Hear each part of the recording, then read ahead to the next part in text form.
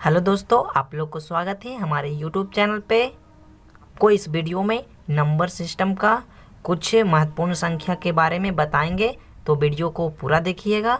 अगर आपको हमारा वीडियो अच्छा लगता होगा तो लाइक कर दीजिएगा, वरना डिसलाइक भी कर दीजिएगा, ठीक है।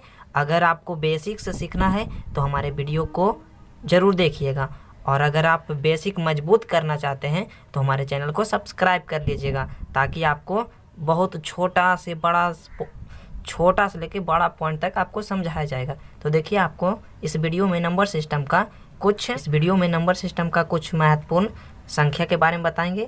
तो ठीक है, वीडियो को देखिएगा। देखिए, हम अब स्टार्ट करते हैं। देखिए, पहला लिखा गया है प्राकृत संख्या, मतलब नेचुरल नंबर किसे कहते हैं। तो देखिए, हम बताते हैं आपको नेचुरल नंबर क्या होता है। संख्या जो एक से शुरू होती है उसे प्राकृत संख्या कहते हैं। प्राकृत संख्या किसे कहते हैं?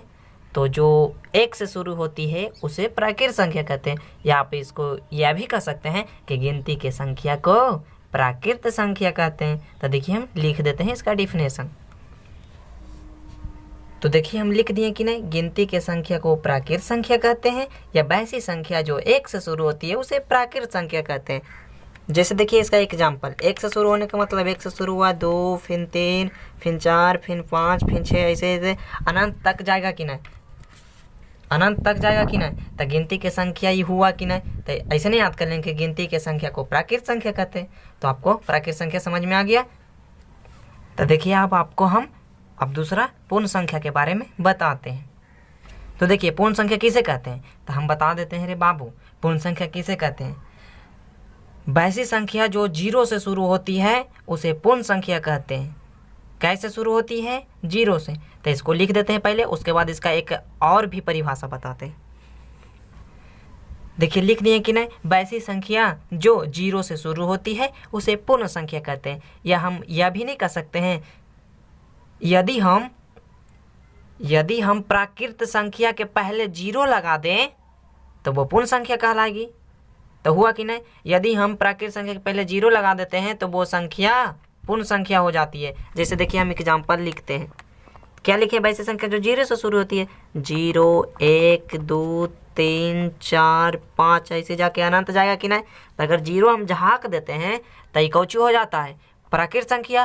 और देखिए, 0 लगा देते हैं तो पूर्ण संख्या होता है कि नहीं। तो हम यह भी कह सकते हैं कि यदि हम प्राकृत संख्या के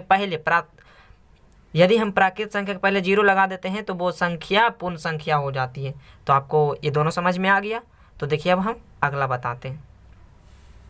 देखिए, आपको अगला दिख रहा होगा सम संख्या। तो देखिए, हम अब सम संख्या बताते हैं। हम आपसे पूछेंगे कि सम संख्या किसे कहते हैं, तो आप बताएंगे कि वैसी संख्या जो 2 से पूरी कट जाए उसे सम संख्या कहते हैं। तो जो आप बताएं वो सही है, तो लिख दीजिएगा क्या?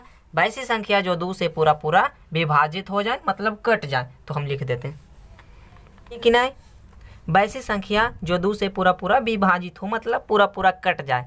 तो एग्जाम्पल क्या होगा? 1 होगा। बताइए, 1 2 से कटता है नहीं, तो 1 नहीं होगा। 2 होगा तो हाँ 2 होगा, काहे के दुक्का में 2 आता है। बताइए, 3 होगा तो आप बोलेंगे कि 3। देखिए, जैसे 3 लिखते हैं, 2 से 3 कटता है तो आप बोलेंगे कि नहीं, तो ये होता है, नहीं होता है। बताइए, 3 के बाद 4 होता है कि नहीं? हाँ। 5 होगा? नहीं, 5 नहीं होगा। 6 होगा? हाँ, 6 होगा। इसी तरह से आप एग्जाम्पल लिख लीजिएगा। जो 2 से कट जाएगा वो सम संख्या। यहाँ से आपको गौर करना चाहिए कि सम संख्या कैसे होता है। 1 के बाद 1 आ रहा है कि नहीं, 2 है तो 3 नहीं, उसके बाद 4 है तो 5 नहीं, 6 है तो 7 नहीं होगा कि नहीं, 7 नहीं होगा। इसी तरह से आप समझ गए कि सम संख्या उसे कहते हैं वैसी संख्या जो 2 से पूरा कट जाए। तो आपको नीचे दिख रहा होगा क्या? चौथा नंबर में विषम संख्या। तो जस्ट इसका उल्टा, वैसी संख्या जो 2 से पूरा नहीं कटे उसे विषम संख्या कहते हैं। तो लिख देते हैं हम, लिख दिए कि नहीं, वैसी संख्या जो 2 से पूरा विभाजित नहीं हो, माने कहने का माने जो 2 से नहीं कटे वो विषम संख्या, और जो 2 से कटे वो सम संख्या। तो बताइए, इसमें कौन कौन नहीं था? 3 नहीं न था। तो एक एग्जाम्पलवा में 3 हो जाएगा विषम संख्या, 4 होगा विषम संख्या नहीं, काहे कि 2 से कट जाता। 5 होगा, 6 होगा नहीं, ये 2 से कट जाता था, नहीं लिखेंगे, 7 लिखेंगे। इसी तरह से आप लिख लीजिएगा ना। जैसे 1 भी हम लिखे थे नहीं, तब बताइए, एक विषम संख्या है कि नहीं? हाँ, तो एक भी लिखेंगे। काहे कि एक देखिए पहले हमको लिखना चाहिए एक पर हम बाद में लिख दिए। देखिए एक दो से कटता है ना तो एक भी कौची हुआ विषम संख्या। अगर आपसे कोई पूछे कि सबसे छोटा सम संख्या कौची होता है तो आप बोलेंगे कि सबसे छोटा सम संख्या 2 होता है। अगर आपसे कोई पूछे सबसे छोटा विषम संख्या कौची होता है तो आप बोलेंगे कि सबसे छोटा विषम संख्या 1 होता है। अगर सबसे बड़ा पूछे तो आप तो जानते भी नहीं होंगे कि अनंत होगा। अगर सम विषम अगर पूछे बड़ा तो वो अनंत होगा कि नहीं। तो आपको समझ में आ गया होगा ना कि वैसे संख्या जो 2 से कटे वो सम संख्या, जो 2 से नहीं कटे वो भी सम संख्या। सबसे छोटा सम संख्या 2 व सबसे बड़ा सम संख्या अनंत। इसी में होगा सबसे छोटा विषम संख्या 1 और सबसे बड़ा विषम संख्या अनंत। तो आपको ये 4 को समझ में आ गया। देखिए इसमें एक और संख्या बताते हैं। देखिए 5 नंबर में लिखा गया अभाज्य संख्या किसे कहते हैं। अभाज्य संख्या किसे कहते हैं तो देखिए आप जवाब दीजिएगा वैसी संख्या जो 1 से कटे और अपने आप से कटे उसे अभाज्य संख्या कहते हैं।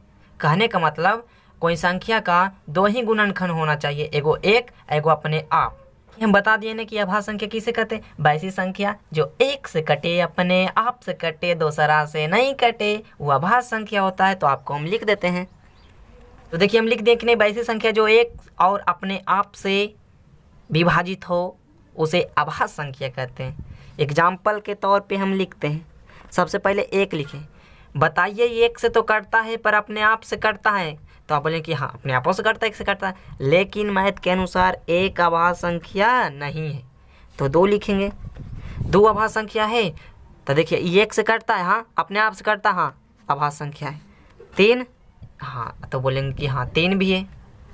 4 बताइए ये अभाज्य संख्या है तो पहले चेक करेंगे 1 से तो कटता है, अपने आप से भी कटता है, लेकिन ये 2 से कट जाता है। बताइए ये 1 से कटता है, अपने आपों से कटता है, 2 से कट जाता है। बताइए धोखाधड़ी वाला काम करता है कि नहीं। तो जो धोखाधड़ी वाला काम करता है वो अभाज्य संख्या नहीं।